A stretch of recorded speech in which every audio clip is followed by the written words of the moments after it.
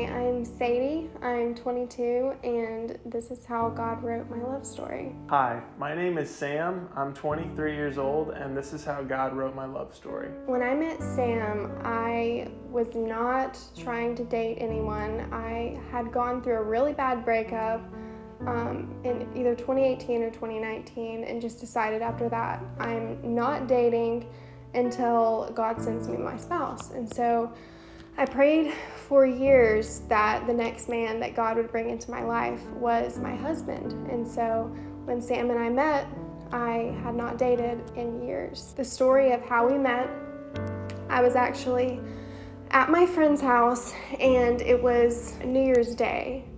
And my friend wanted me to download a dating app, and I told her, I'm not doing that. I do not want to do dating apps, nothing against dating apps, but I just felt really shy with doing that. And so I was finally at a place where I thought that I could go out in the dating scene again. I felt like pretty confident about the timing and everything, and so I felt like it was a good time to, try a dating app possibly. That night I had gone home and just searched on YouTube, should Christians do dating apps? And lo and behold, the first video that popped up was Sam's channel. I just noticed, wow, this guy really knows about his faith and he's really attractive.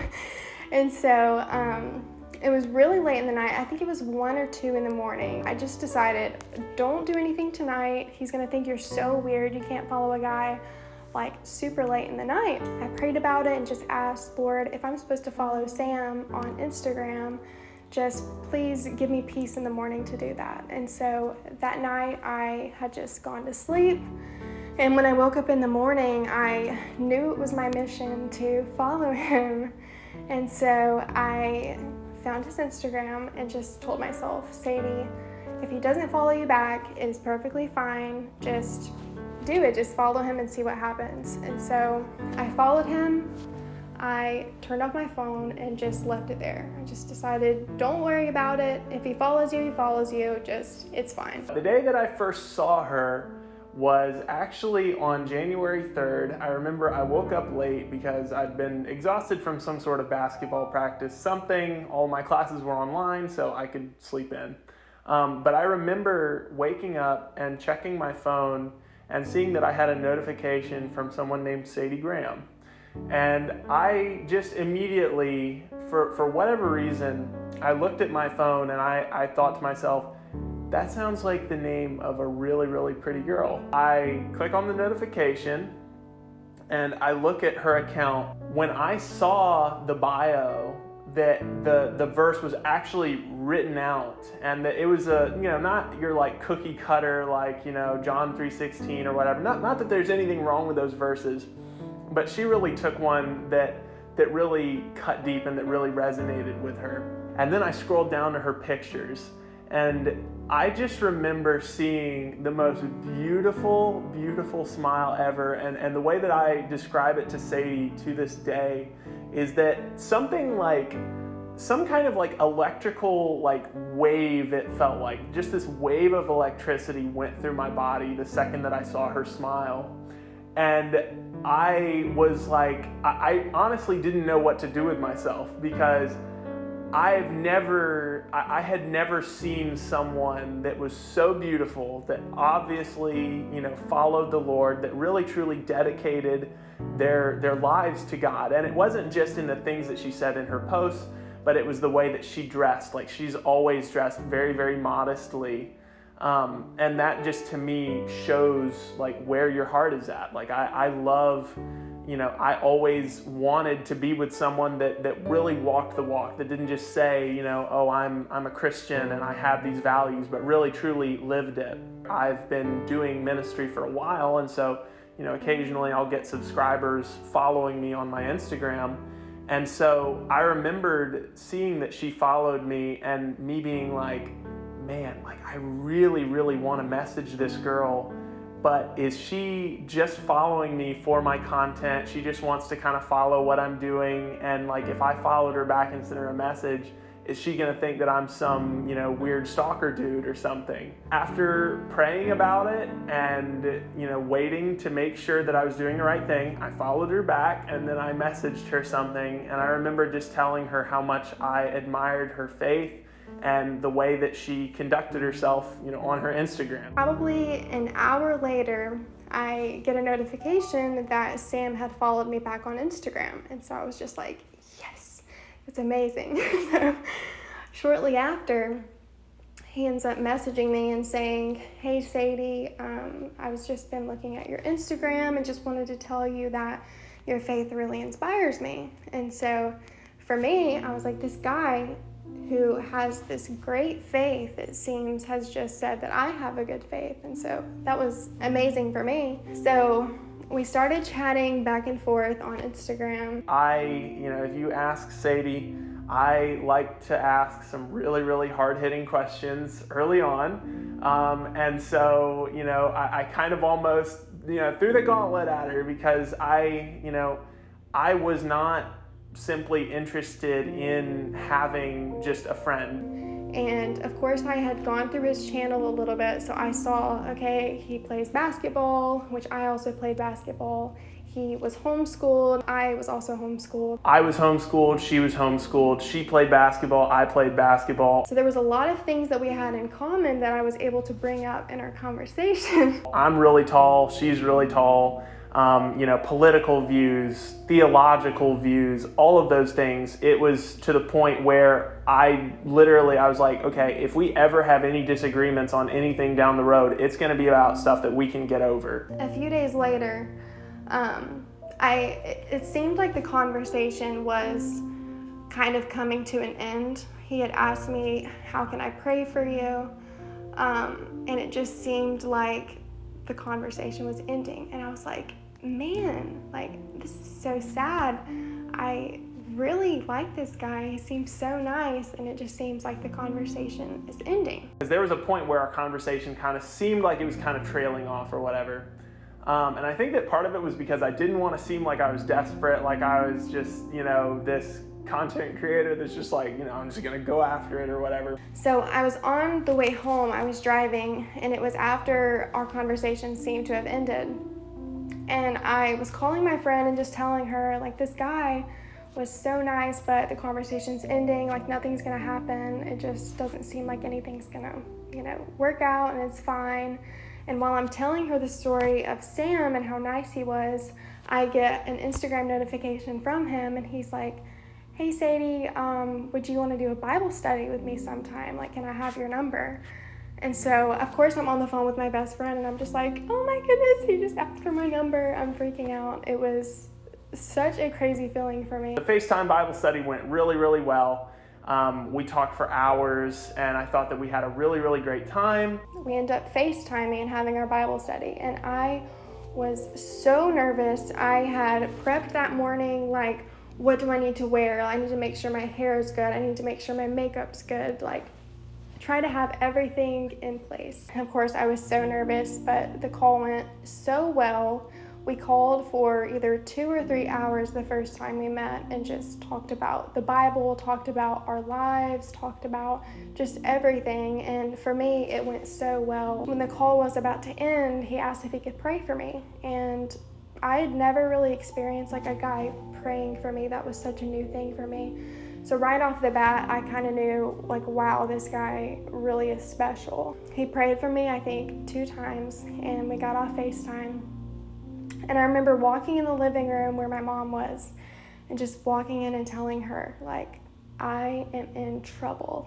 This guy is so nice. This guy prayed for me 2 times, 2 times. What in the world? That's unheard of for me. After that, I just kind of told some of my friends about Sam, and my friends just right off the bat were like, Sadie, this is your husband. I know it. They all just freaked out, Sadie, I just know that this is your husband. I'm so sure of it.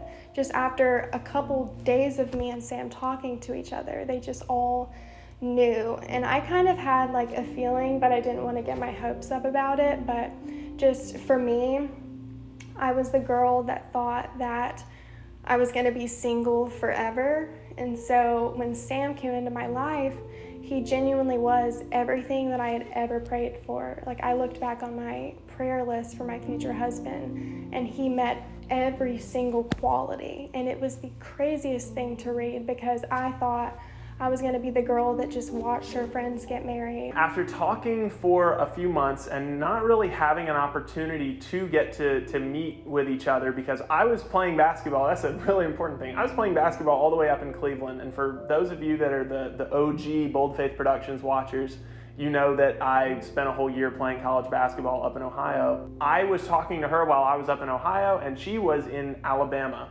I was in Alabama, and he was actually playing college basketball in Ohio, so we were very, very far apart. We had the problem of how are we going to meet up, and so eventually we ended up settling on that I wanted to come down and see her, because, you know, as the man, I feel like in a situation like that, it would be way better for me to put myself out of my comfort zone to go to her, to meet her family, all of those things. So fast forward to me arriving in Alabama. Sadie decides that she is going to pick me up from the airport all by herself. She was obviously very, very confident in my character, because she met me at the Atlanta airport all by herself, picked me up, and we ended up driving, I think it was about 2 hours back to her house. 2 hours, maybe even a little more, I can't remember. I was just like really nervous and everything, because like at the time it seemed like a great idea to, you know, do things like sing in the car, like bust out impressions, like all that different stuff, which is just kind of my personality. I'm just a very like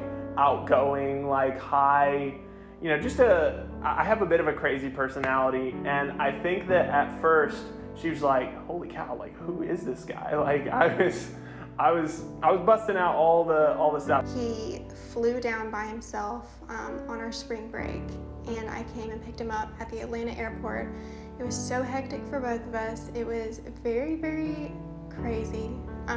Having talked for about 3 months before we met in person, that gave us a lot of time to be really intentional with each other and just get to know each other. And so that was a huge blessing for us to be able to, instead of just, you know, go to the movies or go bowling or something, we were forced for about 3 months to just talk on FaceTime and talk on the phone and just really get to know each other. Our relationship moved really fast. We actually ended up getting married about 4 days short of our 1-year meeting anniversary, which was January 3rd. But God is so incredibly good. I mean, He gave me someone that has such a beautiful heart towards others, that truly does live out her faith, that is absolutely beautiful, and that I can laugh with and genuinely say is my best friend every single day. Like it's